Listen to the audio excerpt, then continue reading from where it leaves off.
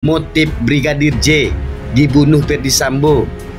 Mungkin ya Brigadir J tahu bisnis haram yang dijalankan Ferdy Sambo, narkoba dan judi.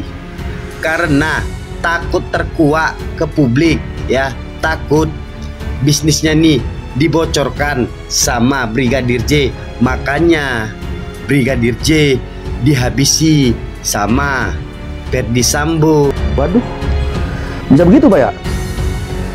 Ini bukan nuduh nih, dugaan kan. Jadi Ketua Indonesia Polywatch IPW Pak Sugeng Teguh Santoso mengungkapkan jika terbunuhnya Brigadir J karena terkait adanya informasi diduga yang dimiliki oleh Joshua.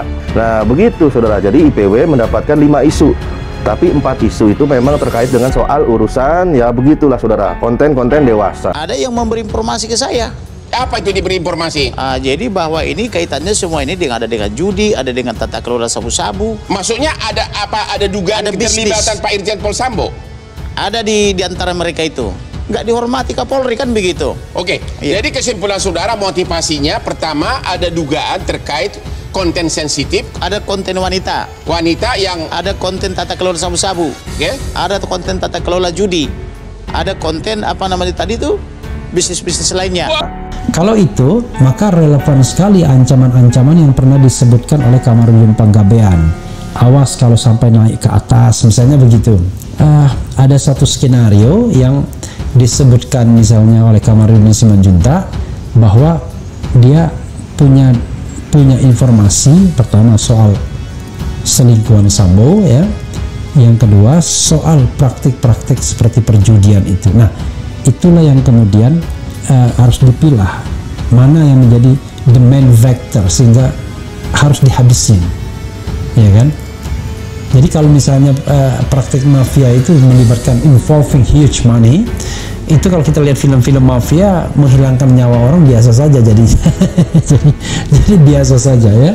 Kalau ditemukan di situ pelanggaran etika itu berhimpitan dengan pidana, ya, misalnya ketika dia mencopot CCTV misalnya, itu bukan sekedar tidak profesional tapi memang sengaja agar terjadi hilangnya jejak alat-alat bukti, ya bisa kepidana juga. Oleh sebab itu kita tunggu, yang penting sekarang telurnya itu udah pecah dulu, itu yang kita apresiasi dari polisi. Soal motif biar nanti dikonstruksi hukumnya, karena itu sensitif, mungkin hanya boleh didengar oleh orang-orang dewasa. Biar nanti dikonstruksi oleh polisi, apa sih motifnya, ya kan sudah banyak di tengah masyarakat. Lingkaran setan Ferdy Sambo bocor, Mahfud MD singgung judi, narkoba hingga hal menjijikkan. Menteri Koordinasi Politik, Hukum dan Keamanan Menko Polhukam Mahfud MD menyebut Irjen Ferdy Sambo sempat nangis-nangis bersandiwara setelah pembunuhan Brigadir J. Adapun momen Irjen Ferdy Sambo nangis-nangis bersandiwara itu dilakukan sang jenderal di hadapan Komisi Kepolisian Nasional. Setelah pembunuhan Brigadir J, Irjen Ferdy Sambo sengaja mengundang Kompolnas ke kantornya di Mabes Polri untuk melancarkan sandiwara pertama pembunuhan anak buahnya. Saat itu, kata Mahfud MD, Irjen Ferdy Sambo memainkan jebakan psikologi dengan harapan sandiwaranya bisa berjalan lancar.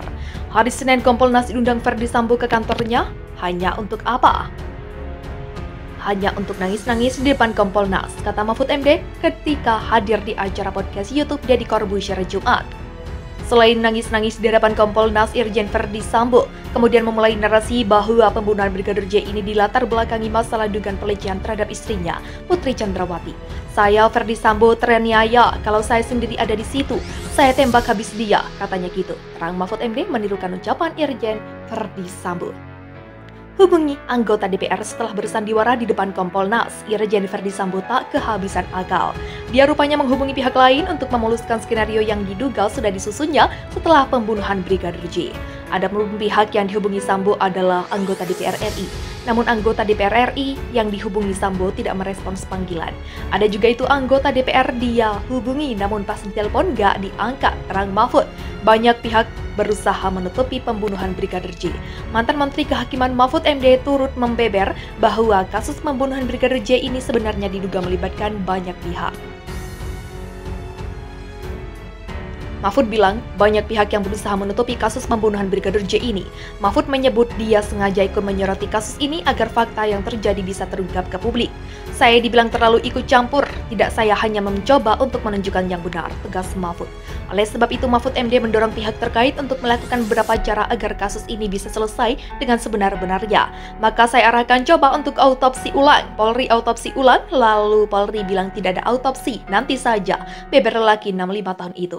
Bukan kata Polri lah, kata penyidik dan pendukung Sambo yang di kepolisian, ujarnya.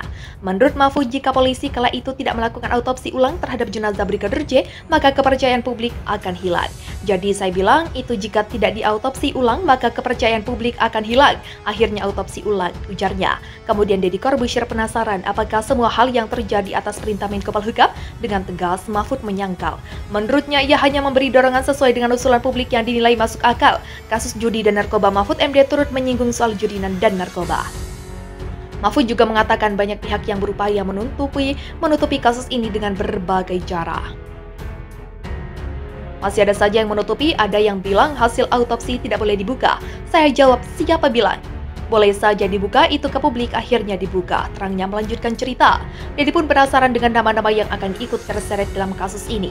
Ini kalau dibuka, sejujurnya nanti akan ketahuan lagi yang lain lagi. Itu gimana? Tanya Deddy.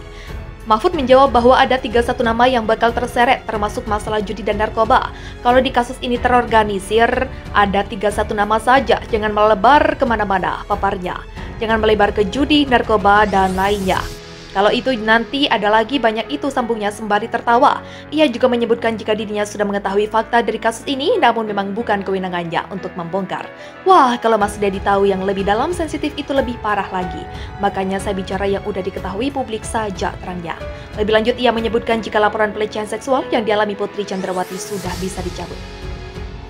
Sebenarnya sudah cukup jelas pelakunya bukan Baradae, dia hanya diperintahkan oleh beberapa orang yang saat itu ada di situ. Kan berarti harusnya laporan pelecehan sudah tidak ada, terangnya. Mungkin laporan pelecehan akan dicabut di SP3, Kanya dituduh juga udah ditembak mati, sambungnya. Laporan pemeriksaan itu yang mengerikan campur menjijikan jugalah, tandasnya.